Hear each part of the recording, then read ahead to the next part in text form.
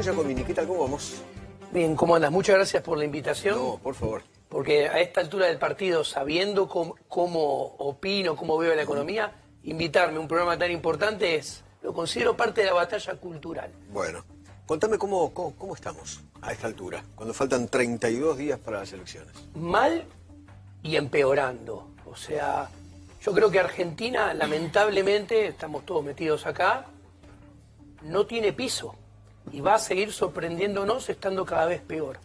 Porque el problema de Argentina es cultural.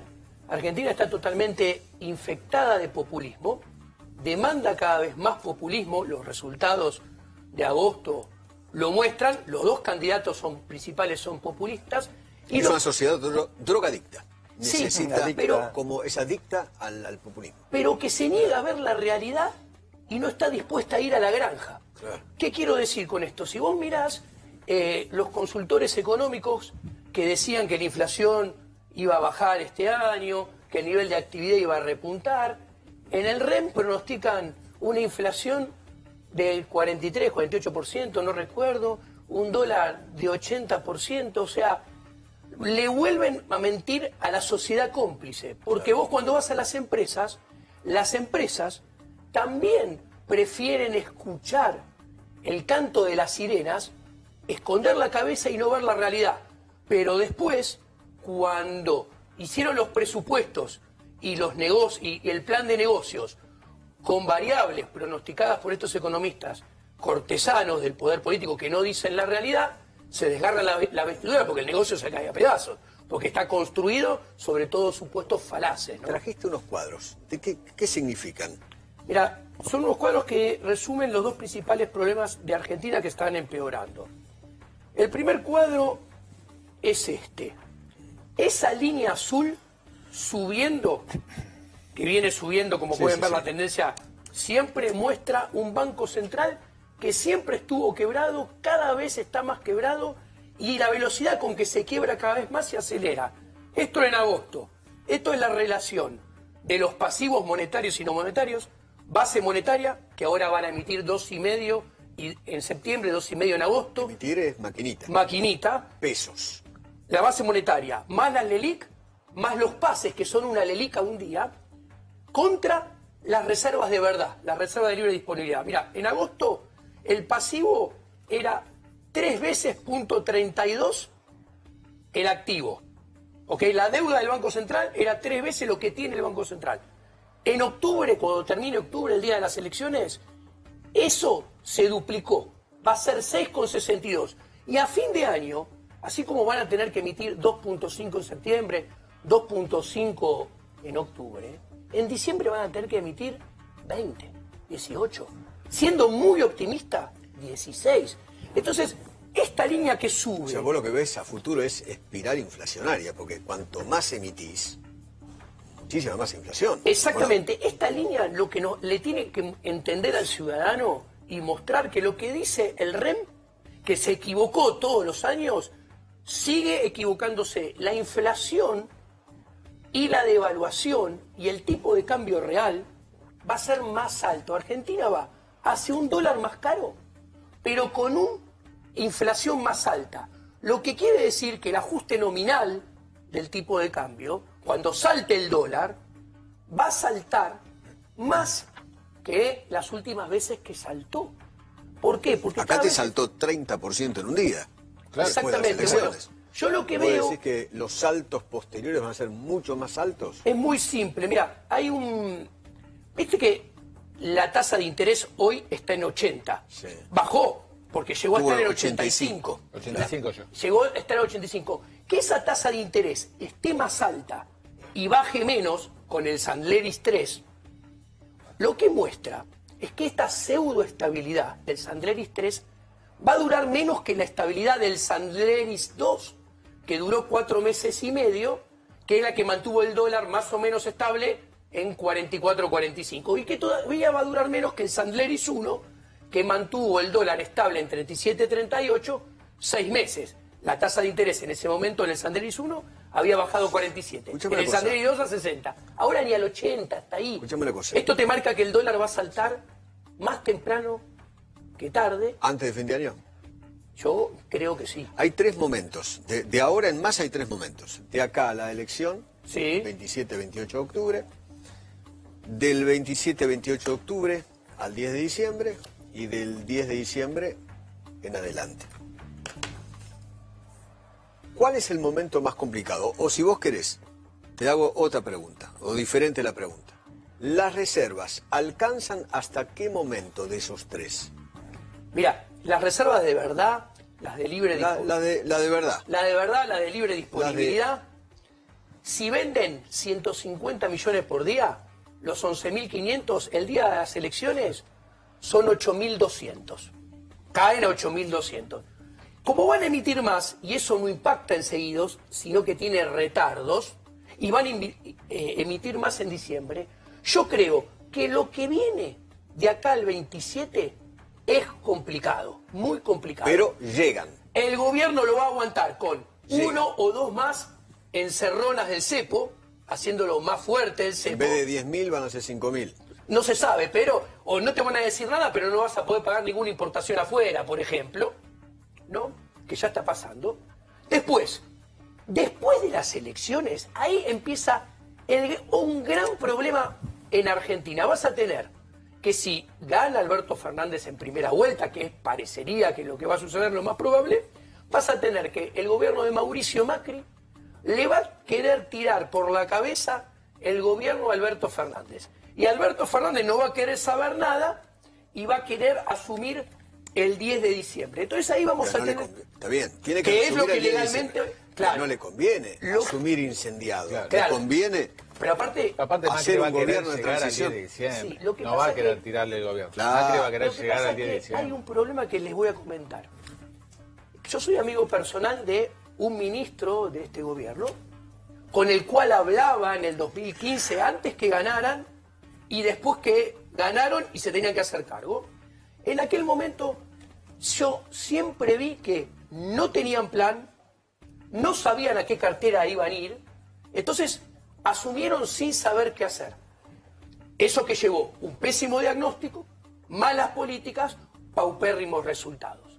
También tengo amigos entre los potenciales ministros de esta futura administración potencial de Alberto Fernández.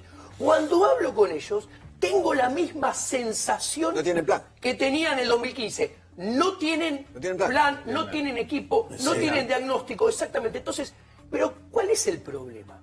La situación del 2019 es mucho más complicada que la del 2015, porque en el 2015 tenías que salir de un default. Acá asumís ya habiendo entrado en un default que se va a profundizar. Entonces, no tener equipo, no tener plan, te va a llevar a que de vuelta no tengas diagnóstico, de vuelta ejecutes malas políticas, pero los costos, los resultados van a significar para la sociedad costos mucho más grandes que en el 2016. Entonces yo lo que veo es que hasta el 10 de diciembre, siguiendo lo que me preguntaste, va a ser más complicado que hasta el 27, que ya va a ser muy complicado. Y después del 10 de diciembre vas a tener un gobierno que va a ser paradójico, porque creo que Alberto Fernández, mirá lo que te voy a decir, no lo dijo nadie, va a ir hacia el FMI y va a hacer macrismo de buenos modales, así como Macri hizo kirchnerismo de buenos modales. O sea, cuando vos haces una versión trucha de algo que ya era malo, el resultado es pésimo. Entonces, si vos tenés a Alberto Fernández, que con la relación con el FMI va a ser macrismo de buenos modales, que es una truchada de algo que ya era malo, que a su vez era algo malo de algo que era muy malo, el resultado va a ser pésimo.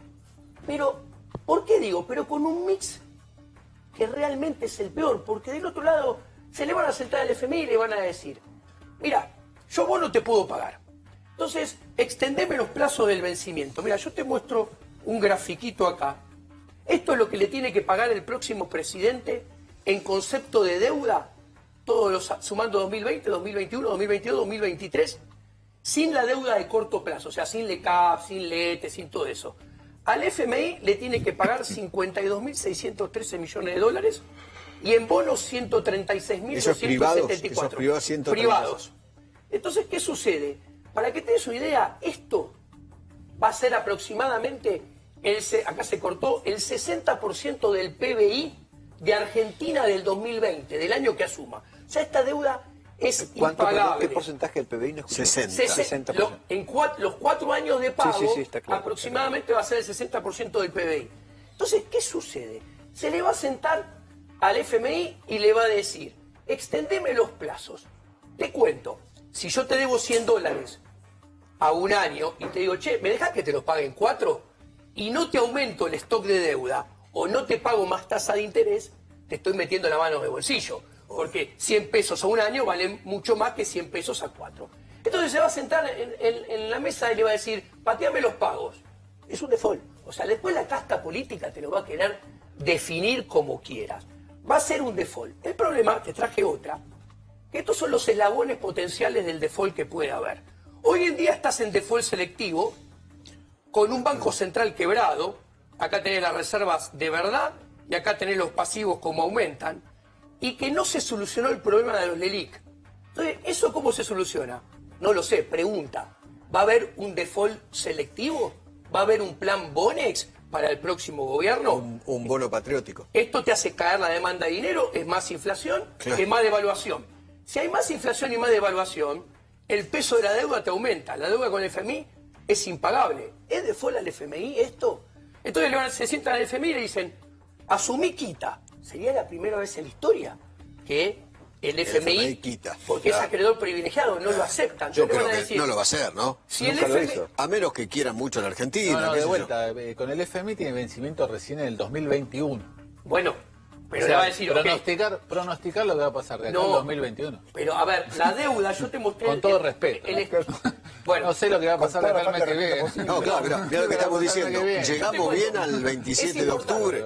Es importante porque, mira, yo el 7 de enero del 2019 escribí que la caída de demanda de dinero se iba a manifestar este año con caída de los depósitos a plazo fijo, está escrito en el cronista comercial, que están cayendo los plazos fijos en pesos un 5% y los depósitos a la vista están aumentando 9%. ¿Por qué? Ese efecto puerta 11, porque los quieren pasar a dólares. Y los depósitos en dólares, que estaban 35.000, bajaron a 24.000, cayeron 11.000 millones y hay 24.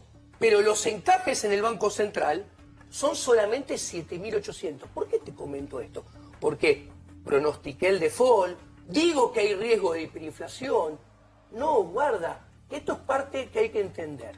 Cuando uno utiliza buena teoría económica, uno se puede equivocar, pero también puede pronosticar las cosas a mediano y largo plazo.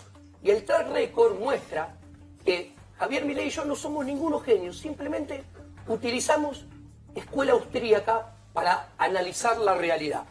Que es una escuela del pensamiento que está vedada en las universidades. Vos buscás en la Facultad de Ciencias Económicas los libros de Mises, de Hayek, de Rothbard, de Kirchner, de Jesús Huerta de Soto, y no están. Entonces, ¿qué quiero decir con esto? Que guarda, que uno puede mirar adelante, porque si uno no pudiera mirar adelante y pronosticar... No, eso seguro. La pero- razón de la profesión del economista no tiene razón de ser, porque me contratás para que yo te indique por dónde vea mi proyección, Sí, pero por en dónde el- van a venir las de vuelta, cosas. en el interín pasan tantas cosas que, qué sé yo. Pero yo te digo, Totalmente. Cuando vos hiciste el pronóstico ese, ni Alberto era candidato, ni Sí, qué sé pero, yo, Cristina a era ver, tal cosa, pero ni Alberto- adelantaban las elecciones, a qué ver, sé yo. ahí está. Si vos me dijeras que viene un Pasan tantas candidato cosas y que te asume un mueven todo. presidente que quiere hacer una reforma del Estado, una reforma bancaria, cerrar el Banco Central, para darte ejemplo, o sea, reformas estructurales de fondo, eso es un cambio de fondo que te obliga a pensar que algo diferente puede pasar.